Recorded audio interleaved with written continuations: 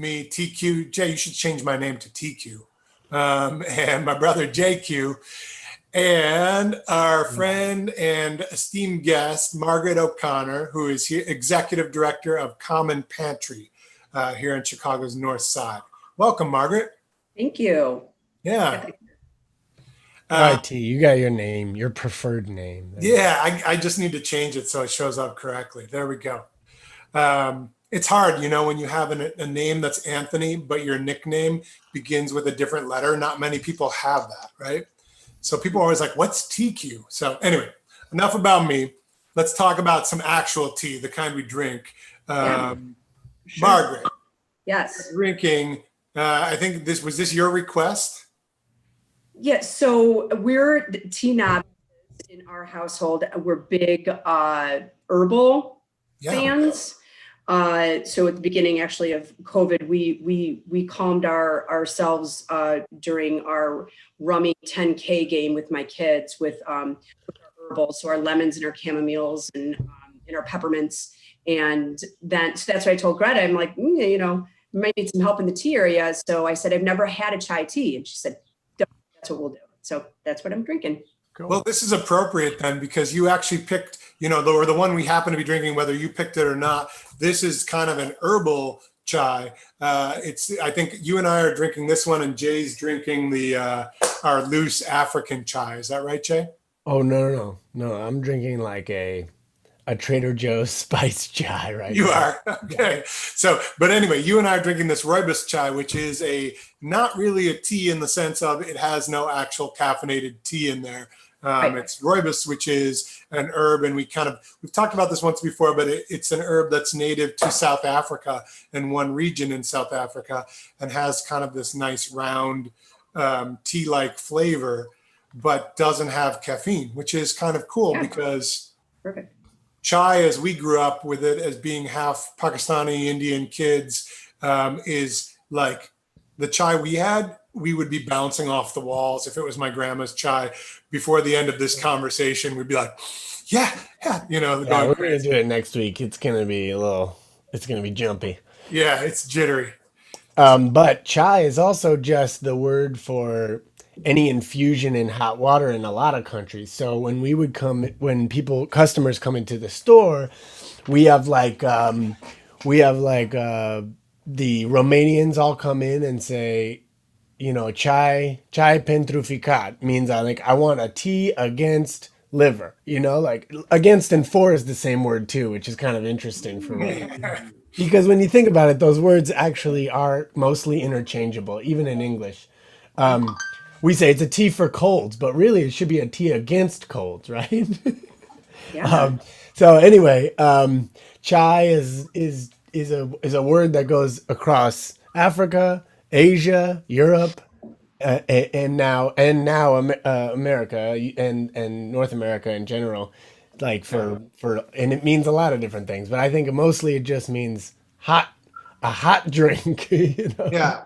Well, but I mean, in the Indian sense, they talk about it here like it's Ayurvedic blend. It's kind of that cardamom, cinnamon, and clove kind of blend that you associate with a lot of Indian drinks and foods.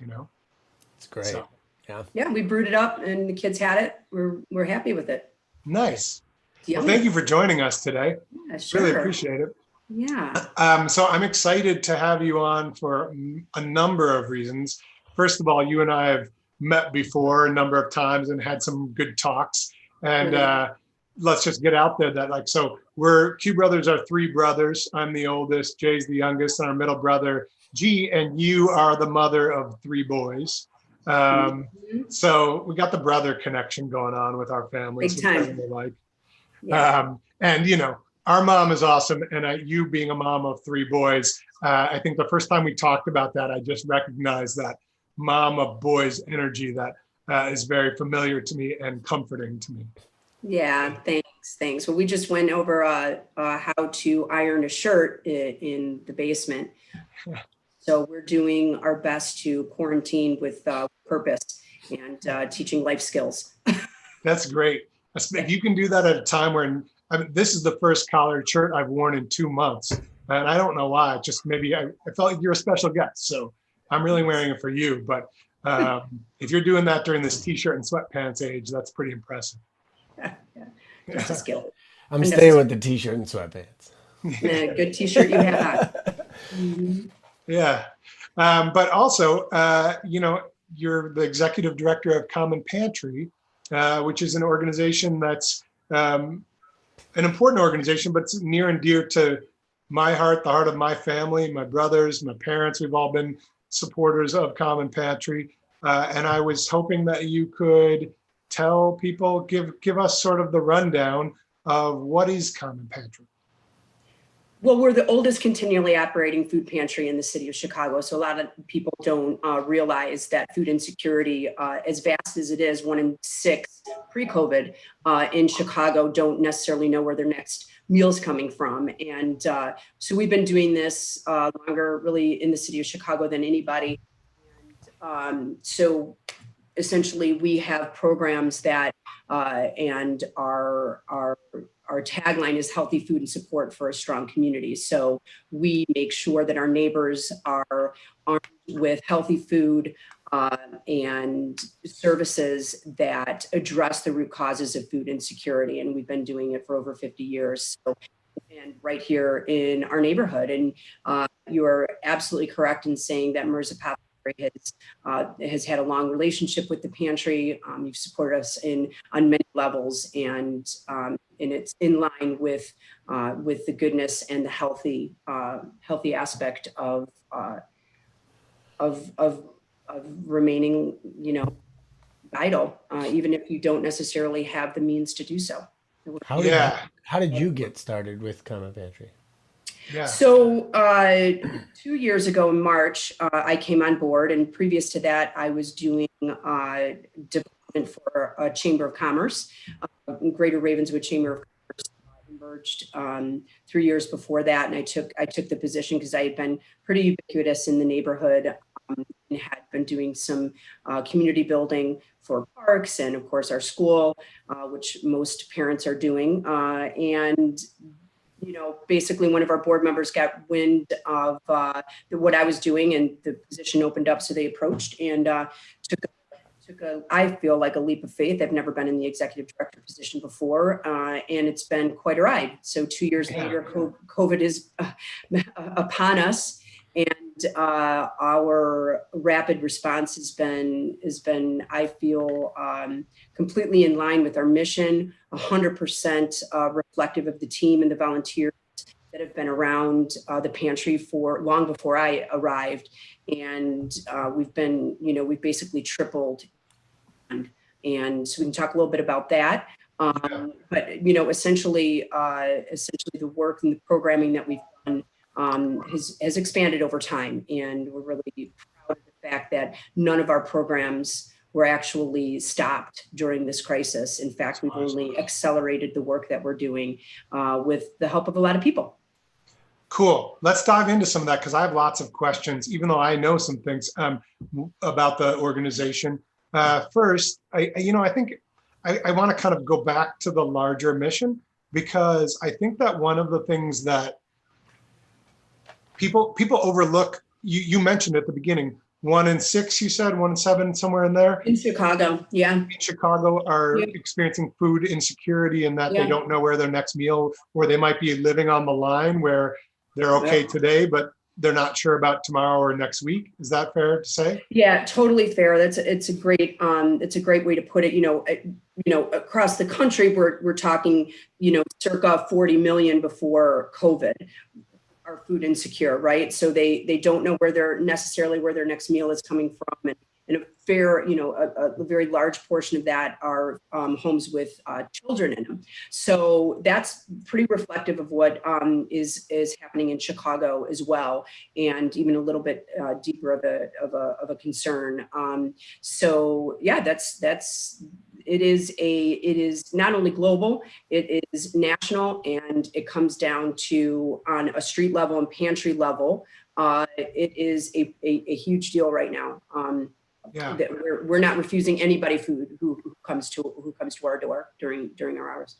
That's awesome. There are a couple things. First of all, we're getting some love. We have our parents are on, Rita and Abdul, and my mom said, "Yay," and God bless you, Margaret. We have Teresa here, John's here. Alicia said Margaret is amazing. So I know you're a well-known figure in the community, but I think the work you're doing is amazing. And when you said that about not turning people away, one of the things that has stuck out with me is in my life growing up was our dad always talked about, like, let's be honest, if you live in this world, you're asked for things all the time. And sometimes on the street and people are wanting money or whatever. And his rule was you're never allowed to say no if someone asks you for food. That was like how he was raised in his culture, being Indian Pakistani, is like, that is sacred. If you have food and someone asks you for it, you give it. Sure. It doesn't matter who they are, where they are. Yeah. So to me, this has always been something I feel like the mission is sacred. It's just a human sacred mission, but for the way we were raised and the way we were brought up, it seems like this is tapping into the most basic needs you have, right? For sure. A little nod to your dad. I know your dad first. Speaking of not rarely saying no, he's a man who doesn't say no very often, always supporting the causes that I was behind. And I actually pre-COVID, just like probably January, I got like 20 minutes with your dad at the counter, just talking. I think it was something that I was looking for. And so his time and his compassion and his universal need to help people feel the best that they can feel is just oozes out of the man. I'm in awe of him, and I'm so grateful for all the things that that MERS has done for the organizations that I've touched before, because I always came to MERS to get. Thanks. I know. It's funny, as I was looking up today, I did a search on your name in my email, and I saw emails going back and forth between us from 2010. Do you know? Like, it was a decade ago that you and I, the first email that I could find that we traded. And honestly, I wouldn't have, we've connected at a personal level more recently. So that's pretty cool. So thank you for saying that. And I know that Abdul will be very, feel very honored to hear those words. So thank you. He's front facing with a lot of people. So I appreciated his time at the beginning of 2020. And so, at the end of the day, hunger is a non-negotiable. There's not many people I've ever really talked to, I couldn't even think of one, that, that spanned maybe a political gamut or, religious or whatever it is, that could ever question how important it is to keep people fed. And that's essentially what we did, especially at the turn of March, and it's just been nonstop. We like in April, we're normally 300 families a month, right? That's households, and at the end of April it was 911. Wow. So it is and that's monthly. So people are, you're allowed to come there once a month, and that's every month. We've just seen this kind of steady need. I have to speak to people's compassion, but also people receiving it has really heartened this crew that we have dealing with everybody a couple of days a week, distributing outside the building. Building's locked down, nobody can come in. They wait out there, and they do it with really no and just gratitude. People are incredibly grateful for what we can do for them, and we are too. That's awesome. That's awesome. I wanted to, before we I want to talk about how people might be able to support Common Pantry, but I want to have one more question kind of at a level that I think is worth addressing, because let's be honest, like you said, this is across the nation, this is an issue, and in Chicago, it's an issue, but I think not without reason, there's a perception that, like, hey, the north side of Chicago is an affluent place, and why is there a food pantry? Why would that be the oldest food pantry? And I think this is not taking away from the fact that there are many communities of need, but I think, one of the things that's compelling to me is the idea that this is like an invisible problem, even in areas that appear to be prospering at a larger level. Is that a good way to, is that a fair way to put it? Yeah, it was a working class neighborhood. That's that at the end of the day, that's and now though we're, and I speak of being in the shadow of $1 million homes a lot from our location, and we are, but there's a reason why this pantry's never relocated. That's because the need's been consistent. And the truth is that it does seem a little bit invisible. And while it isn't to us, because we're engaging with people week in and week out, it's something of a misnomer that people think it is not prevalent on the north side.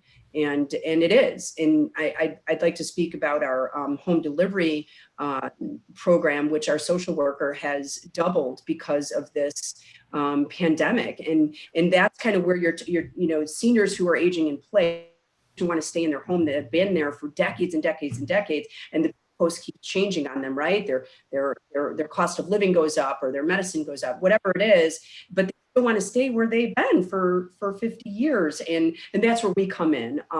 We're introduced, whether it's by, someone of faith or a neighbor, whatever it is, we're introduced to speak to this home delivery because it's been.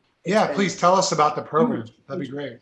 We have a home delivery program that's been going on for a very, very long time. But as people were locked down and they had high risk, that doubled. So our social workers' response has been amazing. And the people who deliver the food, which are new to us, they're just people who called and said, "What can we do?" And she's like, "You can deliver food to this address today," and then now we've lined it up, and it's going to be something a little bit more consistent until they're at less risk.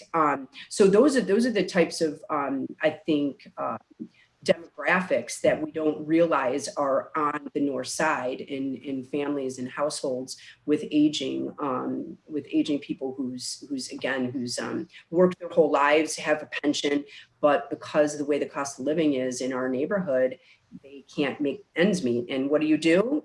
You pull back on the food, right? Because you have to pay your rent, you have to pay your bills, and you need gas, you need your phone, because they're all landline folks usually, and you need your medicine, and that's where food gets taken away, and we are filling that gap. And so I think in the Chicago area, it's something like 430,000 seniors are aging in place, and in 10 years, at this point, probably in 8, there'll be over 700,000. So we're going to see this.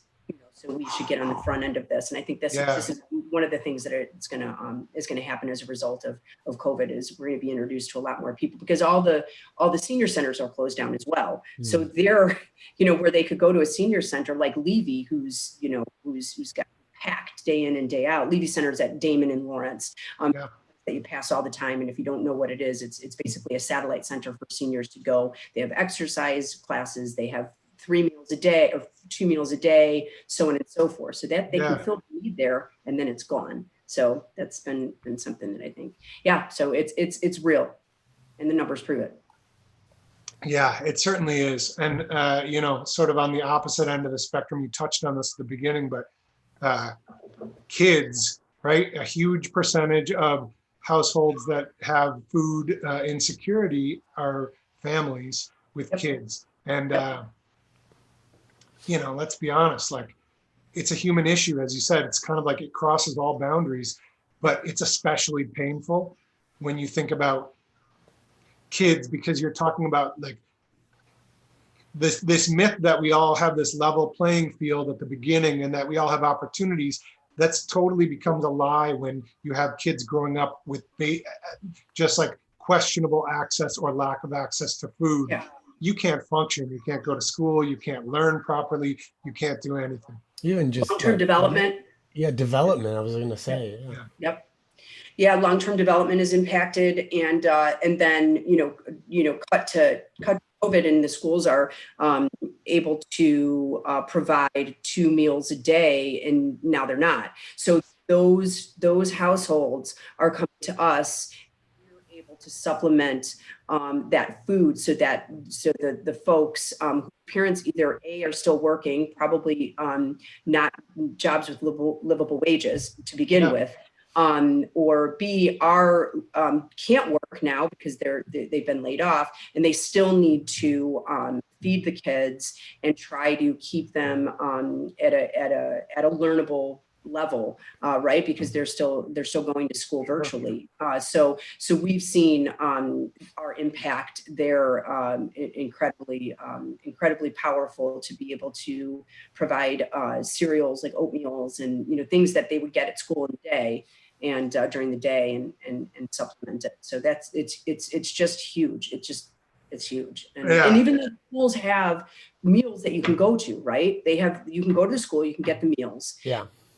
It's not always feasible, especially if mom and dad are leaving for their job and the kids don't have ways to get to that school to get the meal. So you got to bring the food to them. Yeah, no, that's absolutely true.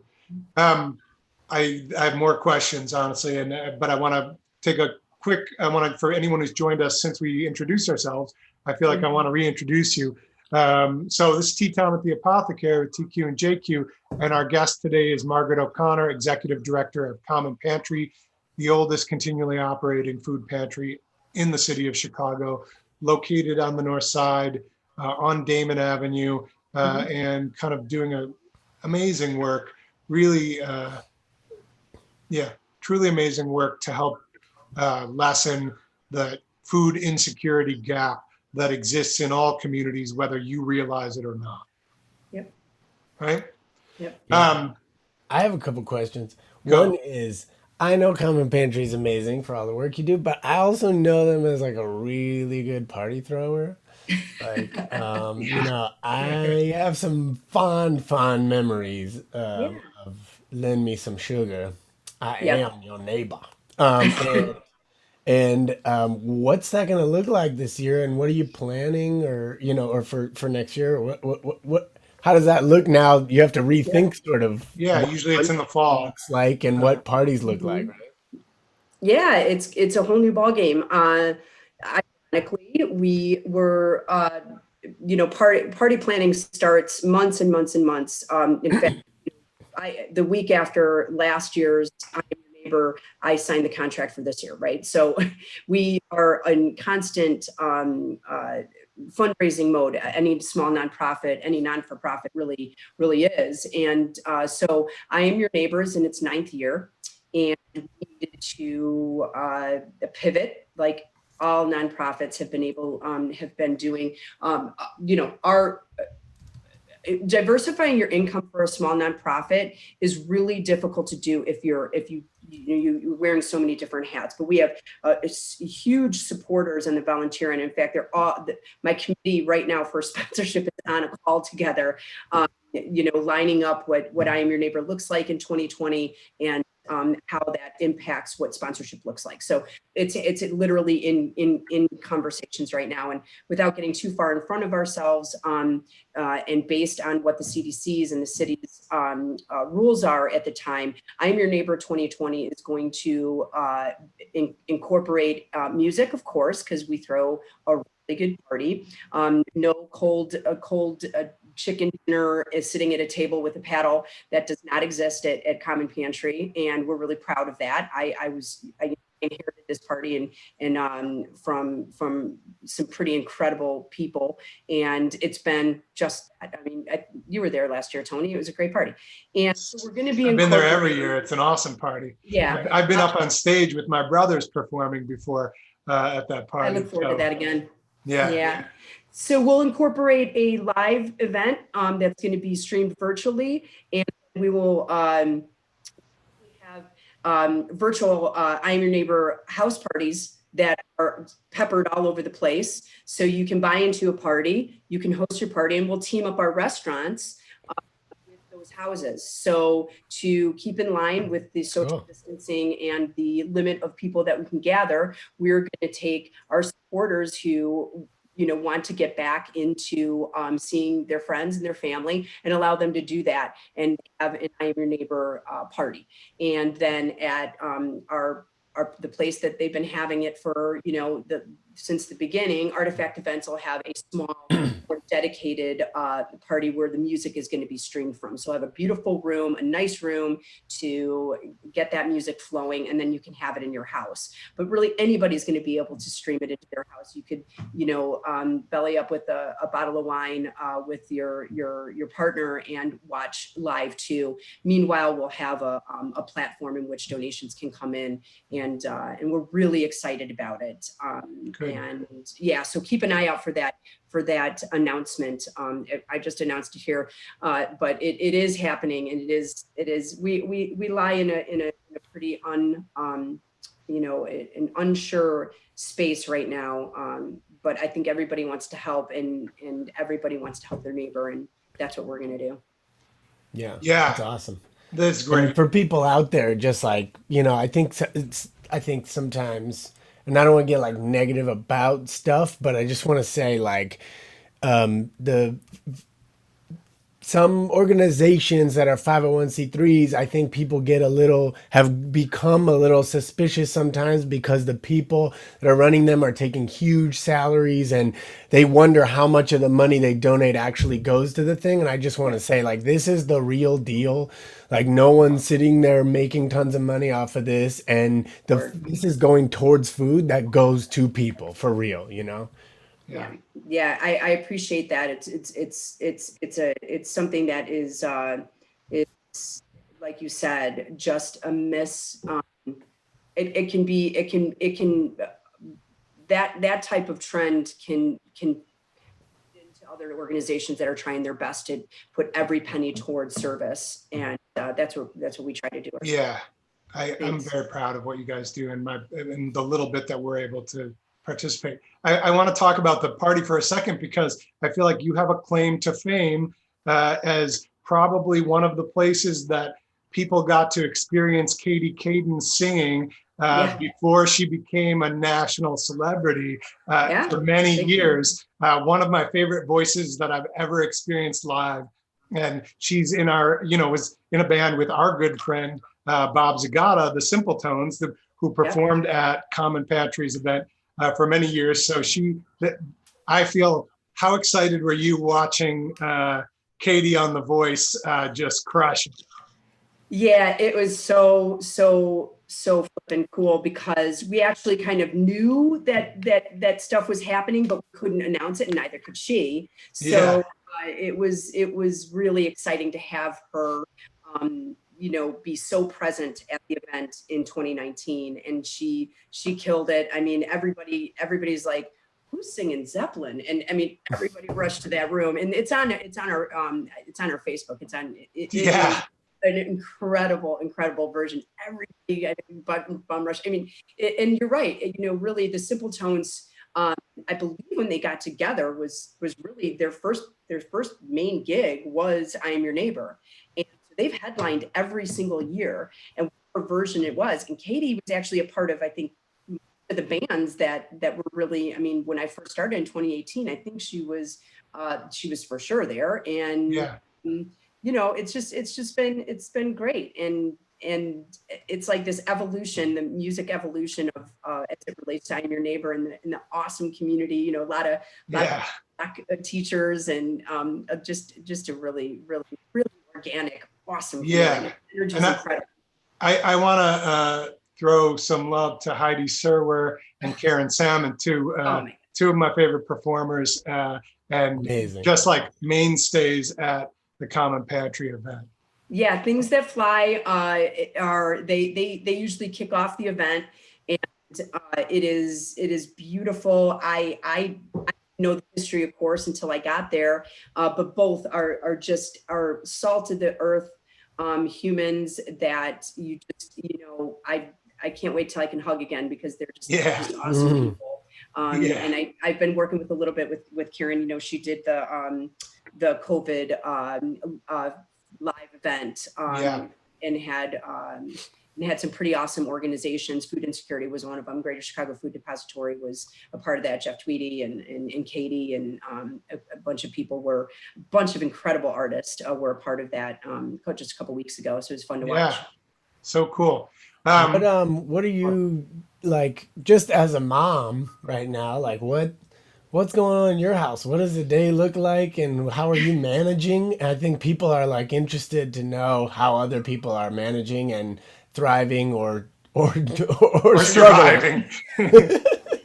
So thanks for asking. I've got, as we discussed, I've got three boys. I have a senior in high school. I have an eighth grader, so I've got two 2020 graduates this year, and then I have a fifth grader, and they've weathered okay. I mean, both of us, their dad and myself, are essential workers, so we're out of the house, and they're pretty much raising themselves. They have a lot of responsibility.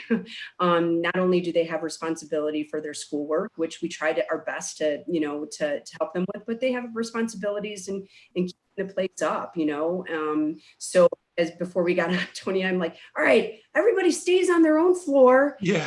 Nobody bugs us until this thing is over. And everybody's like, oh. So everybody's really literally on the floor right now. My middle guy is downstairs folding out laundry. My 18-year-old he's upstairs probably, flipping through his feed. And my middle guy is in the den probably watching YouTube. I don't know. But at the end of the day, we're all doing the best we can. We are scared. I'm scared I'm bringing it home.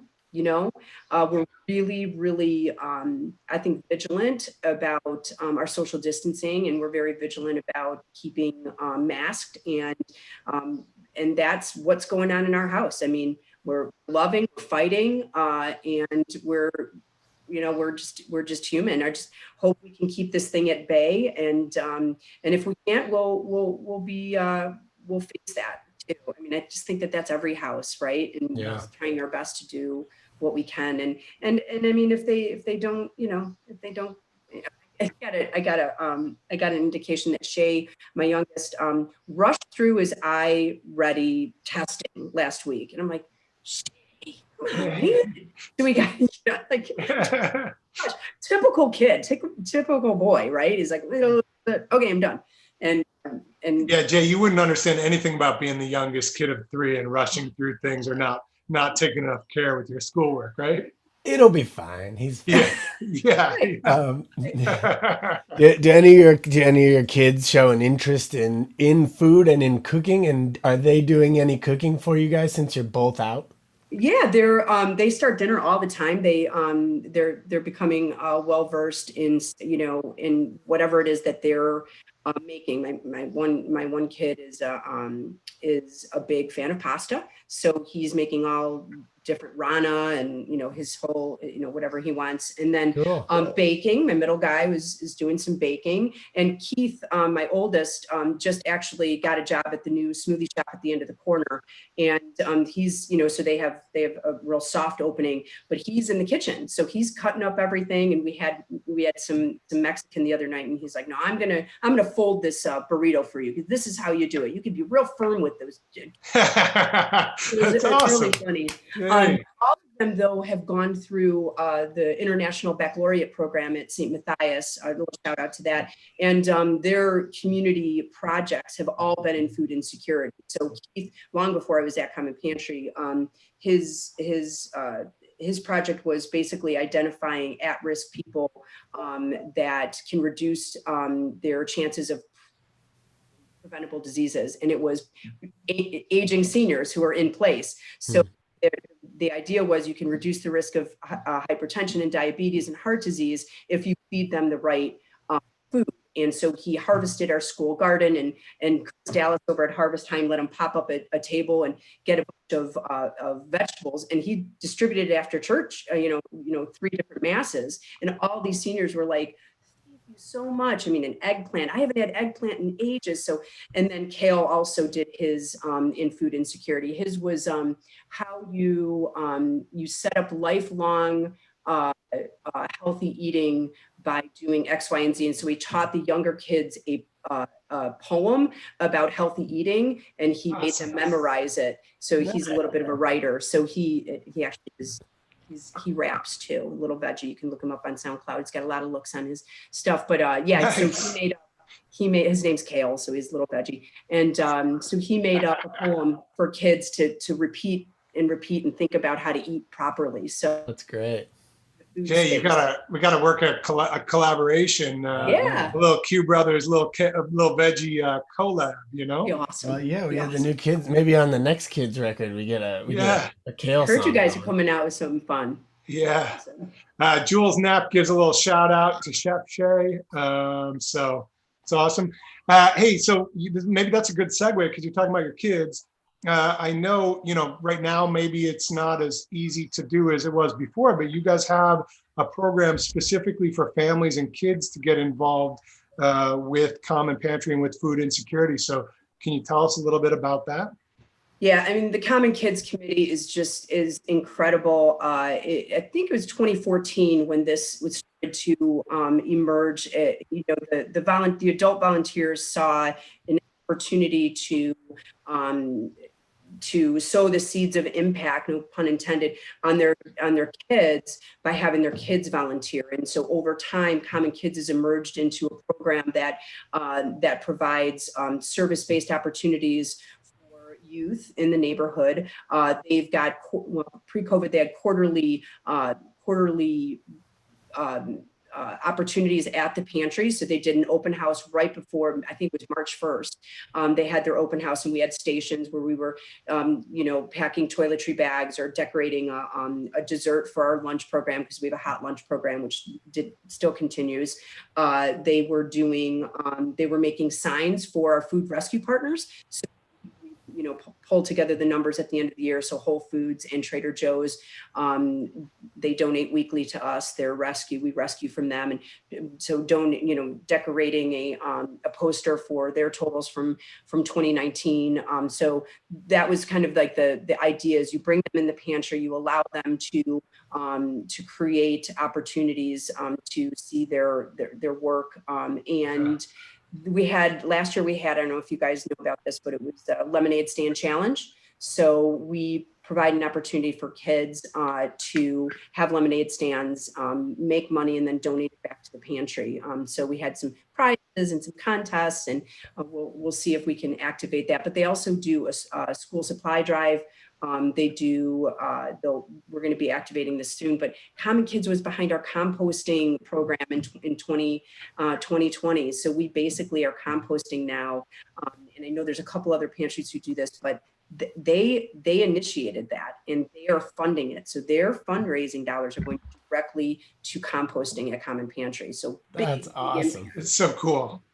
Yeah. Big ups to the kids. And what a great way to get, again, I'm sure right now may not be the easiest time to start out if you would like your kids to do it, but just knowing that as sort of the situation changes and there's more opportunities, I'm sure there are opportunities right now, but even more opportunities once we have a little bit more ability to, have contact with people, et cetera. This is a great way to get your kids and your family starting to think about sort of the connections. I was just about to say, it's really cool that that they thought of the composting thing and they're funding that because it's so related, and it would take a kid to not compartmentalize these parts and to really see that that's all one thing and that those feed each other in such a huge way. I mean, that's the missing, right? Like that's the third element between these growing the food and giving the food. It's like you gotta, how does take care of the earth and lead back to growing the food? Like that's the obvious step, right? They thought It's that's incredible. amazing that they thought of that. Yeah, so we're using a local company, Waste Not Compost. You guys might know. And so it's Liam's company that's doing the composting for us, and even on our produce day, another program that we have, a monthly produce. There's some bad, right? Throw that into a landfill, you're going to throw it into our composting bins, and then that's going to go back. So it's a pretty incredible. Even the waste that, like, if a guest doesn't want to finish their salad, it's fine. Just make sure you don't throw it in the garbage. Throw it in this bin, and this bin make sure that it gets back in the soil and the nutrients regenerate. So it's pretty cool. Yeah, that is cool. I want to talk about a little bit about what other ways can people help right now? Well, let me say, first of all, Money, I feel man. very proud. I want to interrupt, and because I don't want to miss, at MERS and with our website, Small Flower, we're doing this promo in May, where for every order we get, we're donating a bar of soap to a community organization so that then, the organization can distribute to those in need. And I was really excited. You were one of the first, Common Pantry is one of the first organizations that we were able to make that connection with. And I think you guys were able to donate or distribute soaps for Mother's Day for people who had need. So I feel very proud of that, and that's still going on. So just, if you want to do that, whether it's with Common Pantry or other good organizations throughout Chicago, we're basically turning your shopping dollars into soap for those in need. And we think it's going to be, I don't have a final number because obviously it's still May and it's still going on, but it's going to be tens of thousands of dollars of soap that we are distributing. So I'm really excited. We were excited to do that with you. So oh my God. Thank you for making that happen. I just, one little story. I didn't want to interrupt you, and I didn't want to let this pass. So we're passing them out, and we get rescued flowers from Trader Joe's on occasion. So we had the flower bouquets and the soap. And there's this woman who, who's a regular, and she comes with her adult son, and they pulled up, they walked up, and their English is not their first language. They're Polish speaking, but the son speaks a little bit more than mom. And so we said, what's mom's initial? What's her first initial?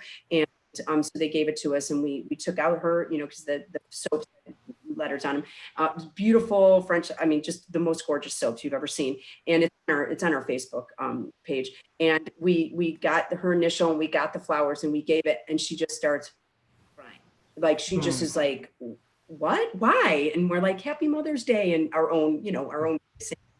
She knew exactly what she was receiving, and was just emotional and overwhelmed by it that it was such a nice moment. So awesome. It was beautiful timing. Well done, MERS Apothecary. Thanks. Well, thank you for making that a reality, because honestly, we're the middle man or middle person in that equation. It takes our partners who make soap and great partner agencies to distribute it to people. That's the hard work. So thank you. So let's talk. How can people get involved in any way, whether it's time, money? What is Common Pantry right now? Where's the donate button? Yeah, but we know that there's no shortage of need. You said it, you tripled, and this isn't going away soon. It's even if COVID gets better, this is a societal issue that is going to get bigger. So how can we, as community members, support you? It's a huge marathon, you guys. That's what we're planning on. So commonpantry.org is where you can go to sign up for our newsletter that gives you information. I don't spam people. I have a very lovely newsletter that goes out. So commonpantry.org, you hook up on our socials. We're on Instagram and we're on Facebook. Our dollar is stretched, so we can get a lot more out of a dollar than the average human. However, we are very, very, very excited about the bundling idea that we came up with initially for COVID, to keep the social distancing and get the in-kind donations, the food drives, and the way that people want to give, because we have a wish list on the website that provides you kind of our most commonly desired things, sauces and soaps and things that we give away to people on a weekly basis. So the bundling happened as a response to COVID. If you have some neighbors and you want to do a food drive, you just set a time limit. You have everybody put what they want to donate on your porch, and then you set up a time with our operations coordinator to drop it off. And it's been really, really powerful, very effective. So you can donate in kind. Certainly the dollars need to come in. We are spending as much as as much as the demand is. For the first time, but not just one, but two sides of beef, and that has never had to happen before. So yeah, we're really appreciative of the current response from the community, and even people from, I think, Oregon and all these other places that we're getting necessary dollars from. So commonpantry.org. And so we talked, you'll take dollars, you'll take in-kind donations. Yeah. If someone right now is in a position where they really want to do something, and maybe they're at a place where they're, closer to that line where they don't have the dollars or food to give away, but want to do something, Do you need drivers? Is there something that someone could do raising awareness? What kind of time commitments could someone give who wanted to do that? Yeah, thanks for rounding back with that one, because that is oftentimes where people have the most impact. And Yeah. We're a small place. I think maybe both of you have been in Common Pantry, and so we've had to adjust for that. CommonPantry.org has a volunteer link on it, so we I think May, June, and July are up now, so those opportunities are there. And you should go there. You should go there and see what kind of space, as things begin to open up and we can once again expand those opportunities. That'll be up on the site. The Greater Chicago Food Depository is in dire need of volunteers, and if you say that you are volunteering on behalf of Common Pantry, we get food credits from the Greater Chicago Food Depository. Awesome. So that's also one way that you can help. And we have plenty. I've got a family, Eileen Jordak and Chris Landgraf, who I think their family was there yesterday volunteering. And you just say you're there for Common Pantry, and then, like I said, the food that we have to pay for Greater Chicago Food Depository can build up credits, and then we don't have to make that cash. We can keep the cash for other things. Purchase. That's great. And I think one of the things, obviously, being a local business and you being a local organization, I'm all for spending our money as much as possible in the local community. But there are certain things that many of us buy from Amazon and things like that. And I just today, as I was doing my research, I was like, the Amazon Smile, I can choose Common Pantry, and I didn't even know that. And so as I'm picking up some of these things that, like, I had some flooding, I had to pick up a shop vac or whatever, some things that aren't easy to get just walking around Lincoln Square. I might as well have Common Pantry get some percentage of that spend for the things that I'm going to get anyway.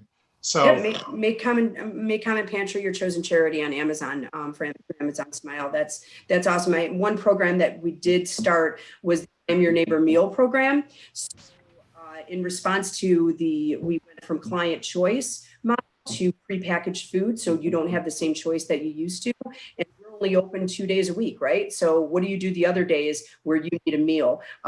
David Brown, one of our board members, had a brilliant idea to engage the local restaurants and really the service industry.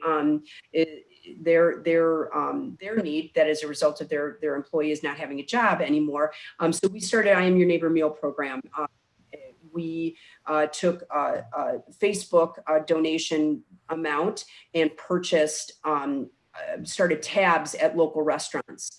Those local restaurants then allow somebody to walk up. They have a little picture in their restaurant that says, we're part of the I Am Your Neighbor Meal program. If you want a meal, you walk up and you say, can I have your meal? And no questions asked, you get a meal. So those tabs are ongoing. If you, Tony, your family orders from Tuscan Hen or Luella's some night, and you say, hey, Darnell, add $40 on my tab for the I Am Your Neighbor Meal program, that tab is tabulated. Every week, we're telling our clients, take a picture of, we have handouts, but take a picture of the list this week. Those restaurants that have I Am Your Neighbor Meal dollars. So that's another. We've had over $14,000 pumped through our local restaurants as a result of this program. It's been amazing. That's awesome. Yeah, that is so cool. And I think that that's a great way that, let's be honest, sometimes you're busy. It doesn't mean you don't care. So like, if you have a family, we all have lives to live. If we're going to go get a meal out and get it delivered one night, for us, that's been like, all right, once a week, we're going to just do that instead of cooking. It's easy. If you're fortunate enough that you either still have a job and are able to work from home or whatever, let's use that good fortune to help other people. And it's not that big of a deal to double your bill for many people and take care of a bunch of other people eating as well. And I mean, it's been incredible. So commonpantry.org, under the COVID response, you will find there's a highlighted link it's a PDF of all the restaurants that are participating in I Am Your Neighbor Meal program. So you can go and decide to order from one of those restaurants, because the meal program is they've adopted the program, and you can add on to your tab. The restaurants have been really appreciative of that. Oh, that's awesome. Yeah, that's shout out to David Brown, who happens to be a good friend of mine, but also pretty creative guy, because it's one of those things. Jay and I have been talking about this a lot. Like, how can we multiply in this time? How can you do good in multiple places with one action? And this is one of those great examples where we have a lot of friends in the service industry, in the food, in the hospitality industry.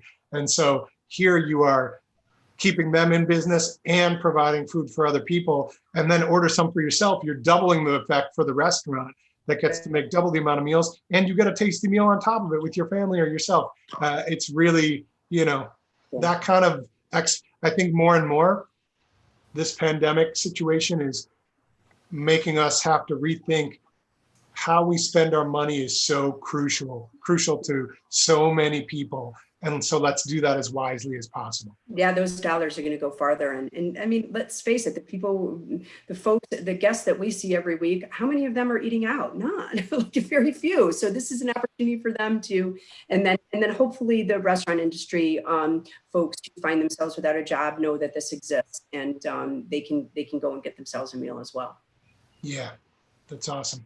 Well, on that note, I think that's a pretty good, unless we've missed anything, that's a pretty good spot to finish. This has been an awesome tea session with you, Margaret.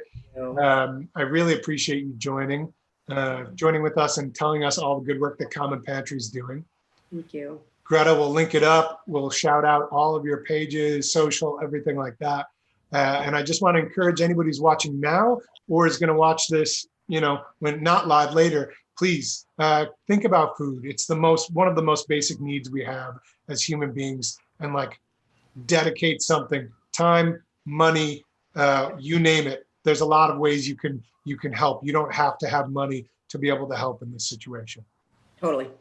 Thank you so much, Q Brothers. Thank you. It's our pleasure. Everybody, happy Friday, okay? Happy Friday. Happy Memorial Day weekend. Yes. Take care of each other. Spread some love. And we'll see you back here on Tuesday. Yes, Tuesday. We have another special guest from Keys Skincare. It's going to be great. Bob Rubes, a very fascinating guy. Margaret, we've loved this. Thank you so much. Much have a love. great Stay well, weekend. guys. Please stay well.